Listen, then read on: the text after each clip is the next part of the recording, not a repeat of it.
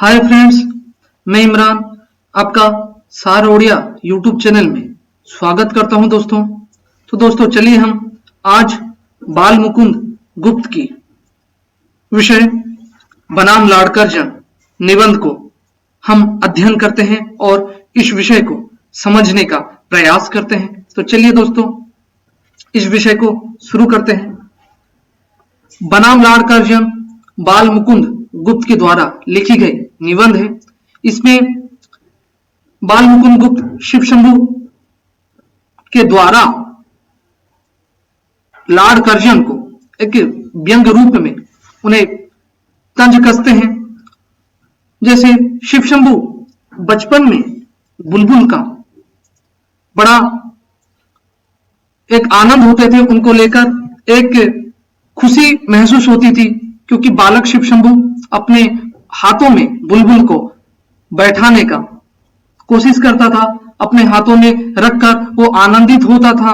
और इसकी बालक शिव शंभू शर्मा की दीवा स्वप्न के द्वारा बनाम लाड़कार्जन को एक व्यंग रूप में तंज कसते हैं। जैसे लाड़कार्जन भारत में वायसराय के रूप में आए, सन 1899 से 1905 ईस्वी तक भारत में थे। तब उन्होंने बहुत बड़े बड़े वादे किए, भारतवासी को बड़े बड़े स्वप्न दिखाए, लेकिन उस स्वप्न को पूरा ना कर सके। सिर्फ वो एक मेमोरियल हॉल और दिल्ली दरबार दो काम को गिनाते रहते थे। तो चलिए दोस्तों हम बनाम लाड़कार्जन विषय को शुरू करते हैं। बनाम लाड़कार्जन निबंधकार का परिचय। हिंदी गद्य के उन नायकों में बाल मुकुंद गुप्त का विशिष्ट स्थान है। भारतेंदु युग से लेखन कार्य की शुरुआत की और द्विवेदी युग के प्रतिष्ठित लेखक माने गए। तो यहां पर यह दर्शाया जा रहा है जो बाल मुकुंद गुप्त भारतेंदु युग के एक प्रतिष्ठित लेखक भी थे और उन्होंने द्विवेदी युग में भी लिखा है। पहले दो पत्रिकाओं अखबारे चुनार और कोहिनूर के संपादन के जरिए साहित्य क्षेत्र में आपने कदम रखा। तो यहां पर बाल मुकुंद गुप्त अखबारे चुनार और कोहिनूर इन्होंने तो पत्रिकाएं लिखी और इसके जरिए इन्होंने साहित्य जगत में इन्होंने कदम रखा। आगे बढ़ते हैं दोस्तों। बनाम लाड़कार्जन शिव शंभू के चिट्ठे से संग्रहित है। जो बनाम लाड़कार्जन शिव शंभू के चिट्ठे से ली गई है। माय लॉर्ड, लड़कपन में इस बूढ़े भंगड़ को बुलबुल का बड़ा चाव था। गांव में कितने ही शौकीन बुलबुलबाज थे। वह बुलबुलें पकड़ते थे, पालते थे और लड़ाते थे।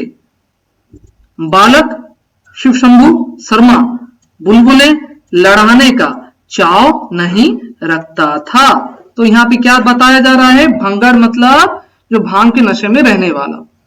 तो यहाँ पर बालक शिव शंभू शर्मा को बचपन से बुलबुले का बहुत शौक था और वहां पर जो गांव के बच्चे थे उन्हें भी बुलबुल का बड़ा शौक था और वे पालते थे, उसको लड़ाते थे।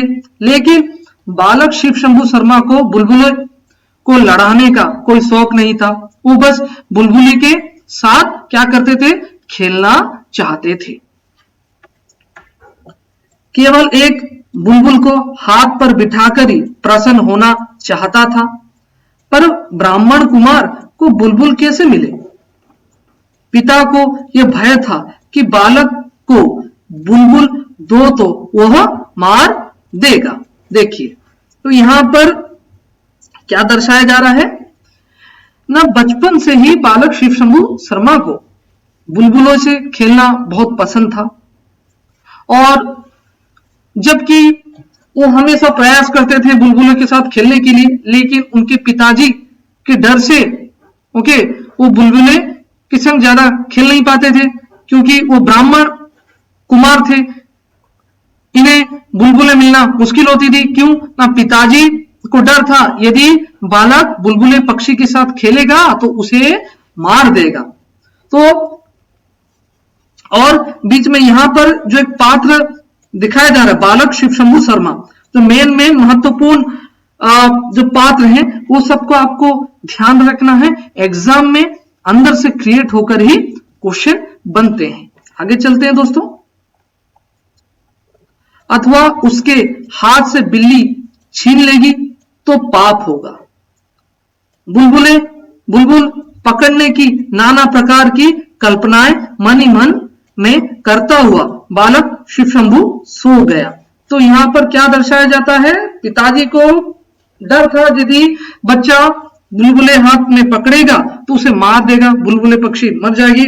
और दूसरी तरफ बताया जाता है यदि वो बुलबुले पक्षी को हाथों में लेकर खुश होगा और उसको उसके संग खेलने का प्रयास करता था, लेकिन उसके पिताजी को यह डर था कि हाथों में वो बुलबुले को लेगा तो कहीं यदि बिल्ली उससे छीन ली तो उसे पाप होगा। उसके बाद दोस्तों देखते हैं, शिव शंभू ने देखा कि सामने एक सुंदर बाग है। अभी शिव शंभू क्या हो गया? स्वप्न में चला गया। अभी वो कल्पनाएं करता था, उसने देखा सामने एक सुंदर बाग है और उस बाग में क्या है आगे देखेंगे ना, सोने के पेड़ पत्ते और सोने ही के नाना रंग के फूल हैं। उस बाग में सोने के पेड़ पत्ते हैं और सोने के ही बहुत सारी नाना रंग की क्या है? फूल हैं। उन पर सोने की बुलबुलें बैठ गाती हैं और उड़ती फिरती हैं। वही एक सोने का महल है। तो यहां पे ये दर्शाया जाता है उस बाग के अंदर क्या है? सोने के पेड़ हैं और उस पेड़ है और उस पत्ते पर उस पत्ते और सोने ही के नाना रंग के क्या थे? फूल भी थे। सोने के वहां पर पत्ते भी थे, पेड़ थे और बहुत सारे फूल थे, सोने के ही फूल थे। और उन पर एक सोने की बुलबुले क्या करती थी? बैठ गाती है। सोने की बुलबुले बैठ गाती हैं। ओके, महत्वपूर्ण बातों को देखते हुए चलिए और होगा तो आप नोट्स बनाते हुए चलिए। और उड़ती फिरती है, वही एक सोने का महल है। और वहां पर जो बुलबुले क्या करती है? उड़ती फिरती है और वहीं पर ही एक सोने का महल देखने को पाता है बालक शिव शंभू शर्मा। आगे बढ़ते हैं। बुलबुलों का ख्याल अब बालक के मस्तिष्क से हटने लगा। अचानक क्या है? बुलबुल का ख्याल उसके मस्तिष्क में हटने लगा। आगे देखेंगे। सोचा कि मैं कहां उड़ा जाता हूं, माता पिता कहां? अभी वो सोचे पड़ गया क्योंकि वो बुलबुल का स्वप्न तो देख रहा था। अचानक क्या हो गया? वो स्वप्न उसके दिमाग से हट गया और वो सोचने लगा मैं कहां पर हूं, मेरे माता पिता हैं कहां? उसके बाद आगे बढ़ते हैं। आपने माय लॉर्ड जब से भारत वर्ष में पधारे हैं बुलबुलों का स्वप्न ही देखा है, यह सचमुच कोई करने के योग्य काम भी किया है। यहां पर बाल मुकुंद गुप्त अपने खत में बनाम लॉर्ड कर्जन में यहां पर लॉर्ड कर्जन के विषय में लिखते हैं। कैसे लॉर्ड कर्जन सन 1899 ईस्वी में आए और भारत को उन्होंने बहुत एक बुलबुलों का स्वप्न दिखाया, उनको बड़े बड़े वादे किए और उस वादे को पूरा ना कर पाए, बस सिर्फ 2-3 काम गिनवाते थे। एक विक्टोरिया मेमोरियल हॉल और दूसरी दिल्ली दरबार। उसके बाद देखेंगे आपकी भारत में स्थिति की अवधि के 5 वर्ष पूरे हो गए। तो यहां पर यह बताते हैं जो आप भारतवर्ष में आए, आपकी 5 वर्ष की समय यहां पर क्या हो गई? पूरी हो गई। ओके, यदि आप कुछ दिन रहेंगे सूद में मूलधन समाप्त हो चुका। तो यहां पर भारतवासी के लोग बोलते हैं आप तो 5 साल से आए हैं और यदि आप उससे ज्यादा रहेंगे तो मूलधन तो समाप्त हो जाएगा, आपको सूद में रहना पड़ेगा। ब्याज देकर रहना पड़ेगा। उसके बाद आगे बढ़ते हैं, यहां महत्वपूर्ण बातें हैं, नोट करते हुए चलिएगा। एक विक्टोरिया मेमोरियल हॉल और दूसरा दिल्ली दरबार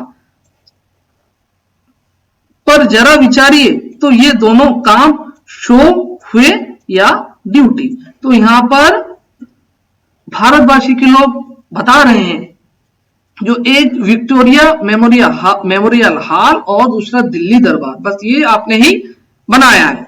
पर आप जरा सोचिए, आप जो ये दो काम को गिना रहे हैं, ये शो हुए या ड्यूटी, ये दिखावा है या कर्तव्य है? आगे बढ़ते हैं दोस्तों। यह लॉर्ड रिपन की मूर्ति है और देखिए एक स्मृति मंदिर, यह आपके 50 लाख के संगमरमर वाले से अधिक मजबूत और सैकड़ों गुना कीमती है। तो यहां पर यह बताया जाता है, भारतवासी के लोग क्या करते हैं, लॉर्ड कर्जन को एक तंज कसते हैं, उन्हें यह बोलते हैं, देखिए ये एक लॉर्ड रिपन की मूर्ति है और एक स्मृति, एक याद के रूप में यहां पर बना दिया गया है, 50 लाख रुपए खर्च कर एक मजबूत ढंग से बनाया गया है।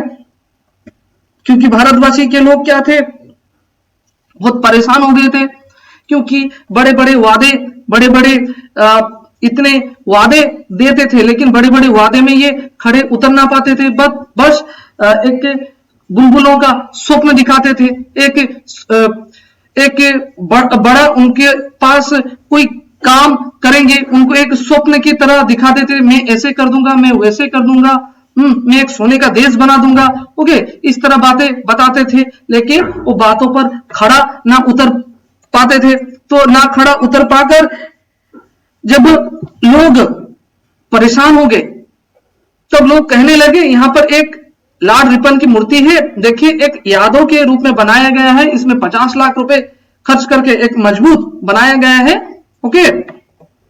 यह स्वर्गीय विक्टोरिया महारानी का सन 1558 ईस्वी का घोषणा पत्र है। शो को शो ही समझिए, शो ड्यूटी नहीं है माय लॉर्ड। तो यहां पर स्वर्गीय महारानी का घोषणा पत्र के बारे में बोला गया है, जो 1558 ईस्वी में, ओके, वहां पर बनाया गया है। और दूसरी तरफ क्या बोला जा रहा है, शो को शो मतलब दिखावा को दिखावा ही समझिए, दिखावा को क्या नहीं समझना चाहिए, दिखावा को ड्यूटी नहीं है, ओके माय लॉर्ड। ये भारतवासी के लोग बता रहे हैं, ओके। आपके दिल्ली दरबार की याद कुछ दिन बाद उतनी ही रह जाएगी जितनी शिव शंभू शर्मा के सिर में बाल कफन के उस सुख स्वप्न की है।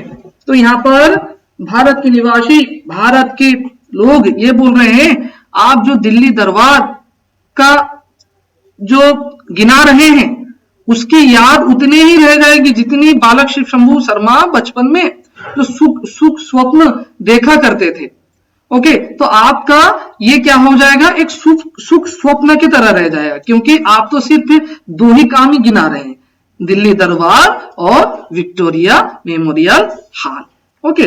तो दोस्तों यह विषय यहां पर समाप्त हुआ। इस पूरे विषय में यह निष्कर्ष निकलता है कि जो लॉर्ड कर्जन भारत को आए, भारत में आकर एक बुलबुलों का एक देश बनाने का लोगों को एक स्वप्न दिखाया, लोगों को बताया, मैं एक सोने का देश बना दूंगा, मैं आपका सभी सुख स्वप्न आपका पूरा करूंगा, लेकिन उस सुख स्वप्न को पूरा ना कर पाए और बस खाली बड़े बड़े वादे दिखाए और सिर्फ 2-3 काम गिनवाते थे और उसके बाद और कुछ कार्य नहीं कर पाते थे। एक है विक्टोरिया मेमोरियल हॉल और दूसरी दिल्ली दरबार, ओके। तो यह विषय यहां पर समाप्त हुआ। आशा करता हूं आपको बनाम लॉर्ड कर्जन विषय समझ में आई होगी और आप इसे आत्मसात करेंगे, इसकी महत्वपूर्ण बिंदु को आप देखेंगे, क्योंकि क्वेश्चन यहीं अंदर से ही बनती है। तो चलिए दोस्तों, हम यहीं पे इस विषय को समाप्त करते हैं। यदि आपको ये विषय अच्छी लगी होगी तो आप जरूर अध्ययन करेंगे और आत्मसात करने का प्रयास करेंगे। धन्यवाद। जय हिंद, जय भारत।